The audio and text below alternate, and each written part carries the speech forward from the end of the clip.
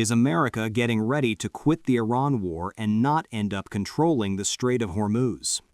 Doing so would indicate a major shift in U.S. priorities. In fact, leaving the conflict without full strategic control would raise questions about the basic merits of Operation Epic Fury. But if the war's primary objectives were always limited, then staying longer for the sake of objectives not listed in the administration's initial list could create more strategic risks than potential benefits. The United States has degraded Iranian military infrastructure, hitting naval assets, missile sites, and command nodes.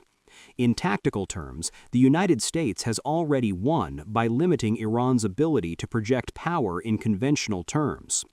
Granted, verifying many of the initially stated goals isn't easy, so the real objectives might be achieved only partially. But speaking generally, Iran has clearly been degraded since the conflict's onset. Staying in the region to clear the Strait of Hormuz would constitute objective creep.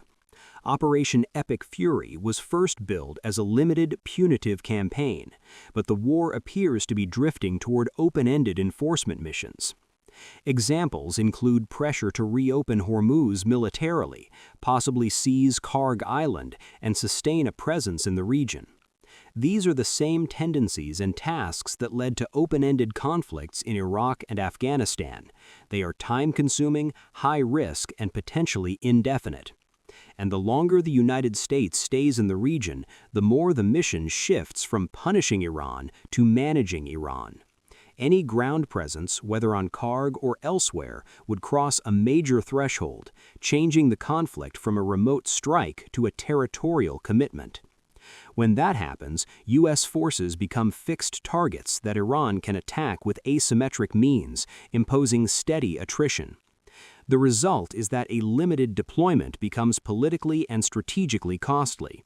In any of the likely ground war scenarios, U.S. troops would be placed well within range of Iranian artillery and drones. The risk of mounting U.S. losses is real, and if casualties rose, the political blowback would be significant. If the initial goals of the operation have been achieved, then staying longer risks escalating danger for diminished returns. Opening Hormuz would be a tedious and slow process. It would be dangerous, yet not strategically decisive. The strait is arguably more important to China, India, and Europe, whereas the United States is now less dependent on Gulf oil. This means the United States could leave the responsibility for reopening the strait to others. And markets reacting positively to the prospect of the war ending suggests those markets see stability as more economically important than the United States exerting total control on the region. Global shipping costs have skyrocketed with the strait closed. Hapag-Lloyd and Maersk have suspended transits, forcing ships around Africa and adding weeks to delivery times. The pursuit of strategic perfection may not be worth the costs of staying. Would Hormuz potentially be reopened if the U.S. withdrew? Iran uses Hormuz as leverage. If the United States leaves, Iran could keep it closed to maintain economic pressure, or they could negotiate a reopening in exchange for concessions. Keeping the strait closed is a bargaining chip. It would be up to Iran how to play it. The war has exposed the gap between tactical success and strategic success. Air power can destroy targets to an extent, but it cannot necessarily control strategic outcomes.